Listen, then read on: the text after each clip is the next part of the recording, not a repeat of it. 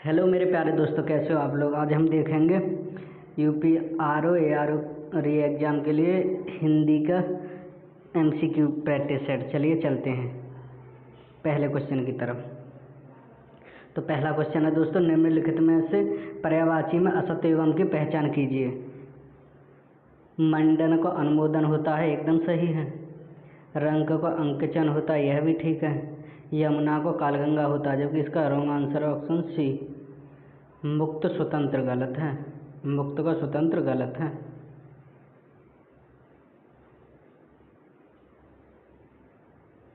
अगला क्वेश्चन है, निम्नलिखित में से कौन एक पाप का पर्यायवाची नहीं है। तो दोस्तों इसका राइट आंसर है ऑप्शन डी, अपकर्मक, आलोचक और पातक पाप के पर्यायवाची हैं, जबकि दोषी पाप का नहीं है। अगला क्वेश्चन है, निम्नलिखित में से पर्यायवाची में असत्य युग्म की पहचान कीजिए। तो इसका राइट आंसर है ऑप्शन बी, गुड़ाकेश का कृष्ण। वनीता का वर्मा, एकदम ठीक है। थामी का जामा, यह भी ठीक है। शाश्वत को अमृत, यह भी ठीक है। निम्नलिखित में से कौन तरंग का पर्यायवाची नहीं है। तो दोस्तों इसका राइट आंसर है ऑप्शन डी, तलछट।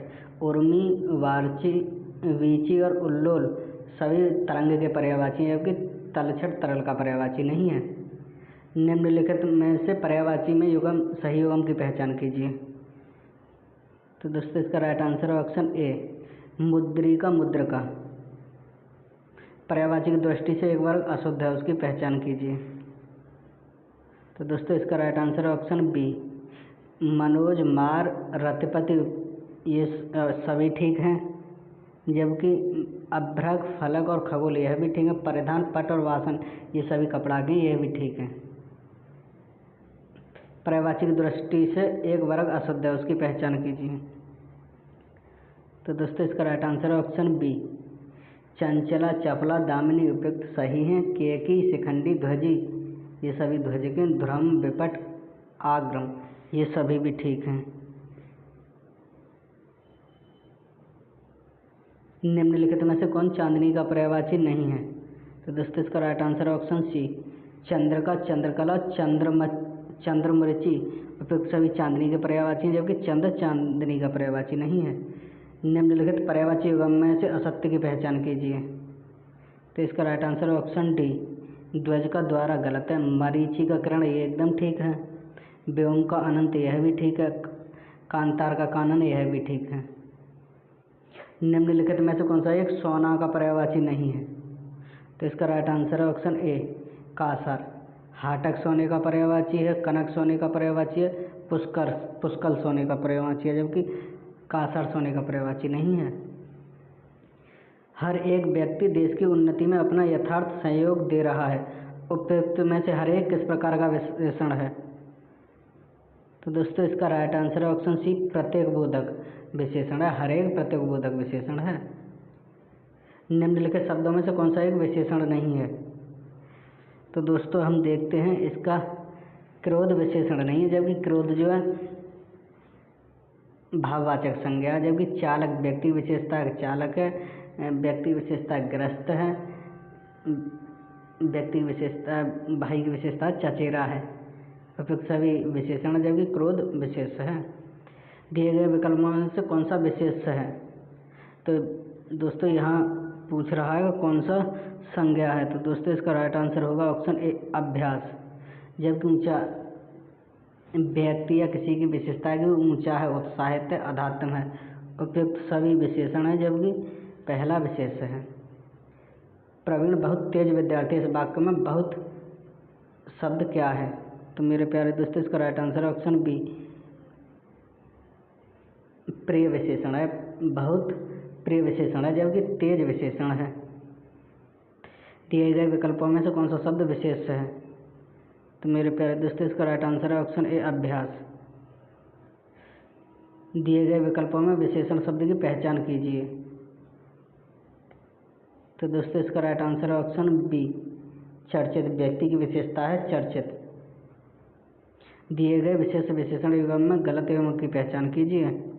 तो इसका राइट आंसर है ऑप्शन सी, प्राची को प्रतिची।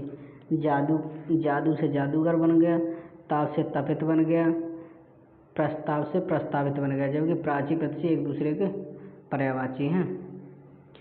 निम्नलिखित विशेष विशेषण युग्मों में से सही सम्मिलित नहीं है, पहचान कीजिए।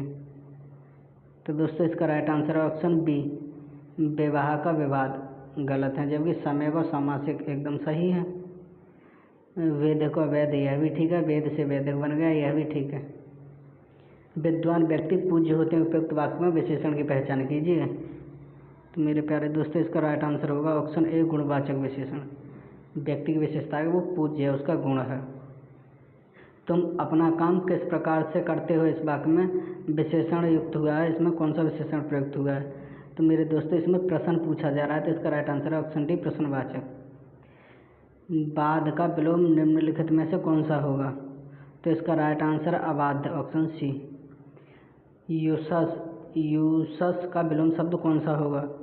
तो इसका राइट आंसर है दोस्तों ऑप्शन बी, अपशेष। यूसस का अपशेष होगा। यूसस शब्द का विलोम अपशेष होगा। शस्त्र का विलोम शब्द निम्नलिखित में से कौन सा होगा? तो दोस्तों इसका राइट आंसर होगा ऑप्शन सी, अस्त्र।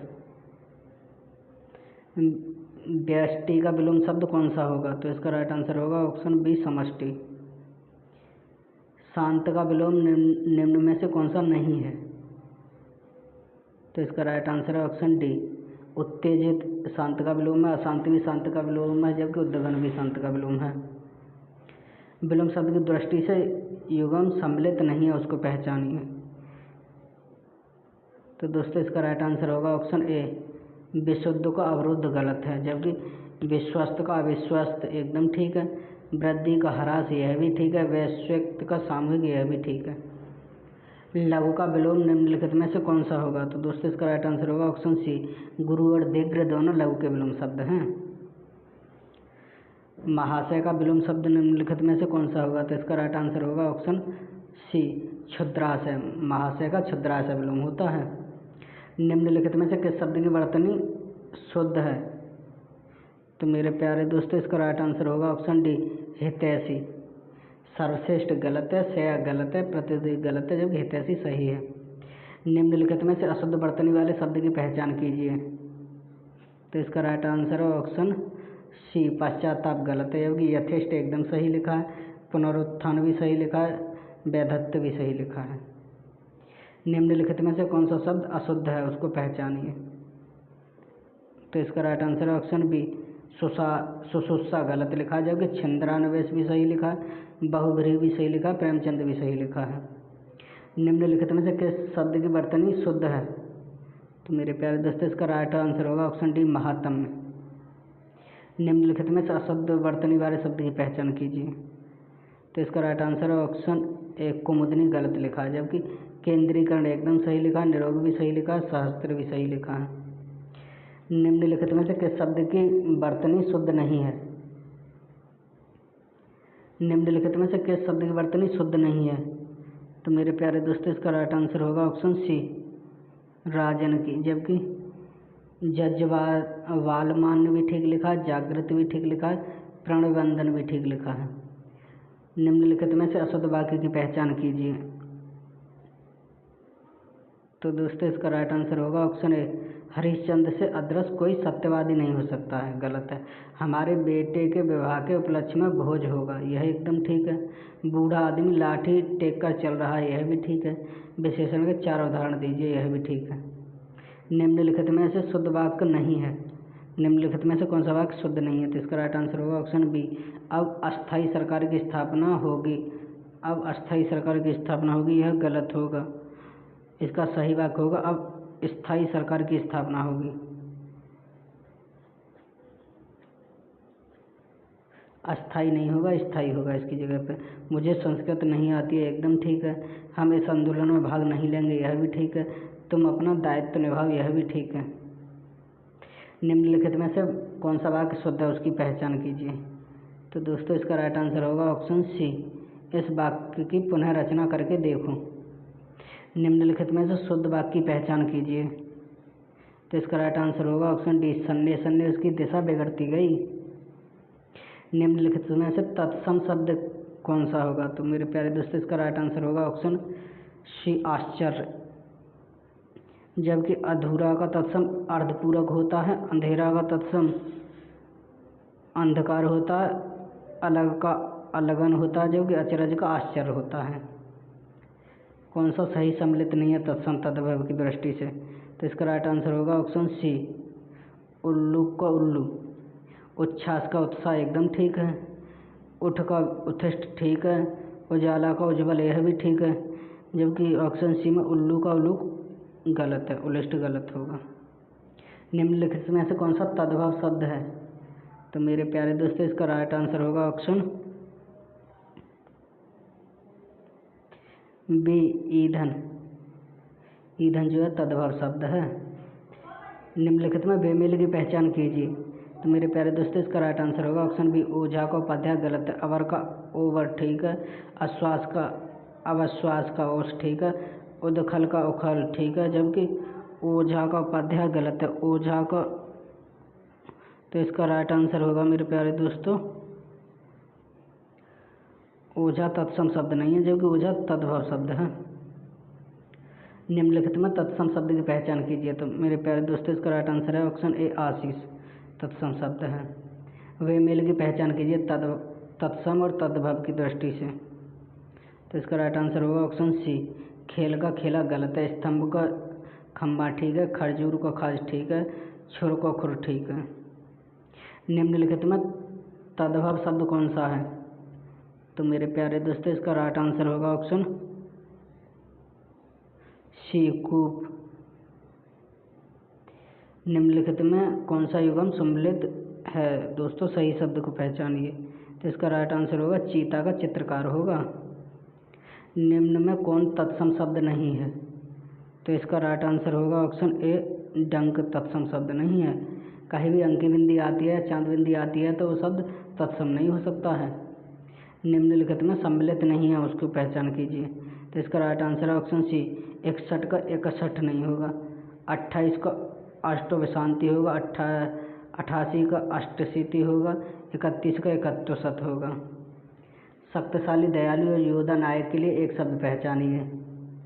तो मेरे प्यारे दोस्तों इसका राइट आंसर होगा ऑप्शन डी, धीरोदत्त। जनसाधारण में प्रचलित धारणाओं के लिए एक शब्द की पहचान कीजिए। तो इसका राइट आंसर है ऑप्शन ए, किंवदंती। जनसाधारण में प्रचलित धारणाओं के लिए एक शब्द किंवदंती होता है। दोस्तों अगला क्वेश्चन है, निम्नलिखित में से कौन सही सम्मिलित नहीं है? जिसको छोड़ा नहीं जा सकता अत्याज एकदम ठीक है, 100 वर्षों का समूह शताब्दी होता है,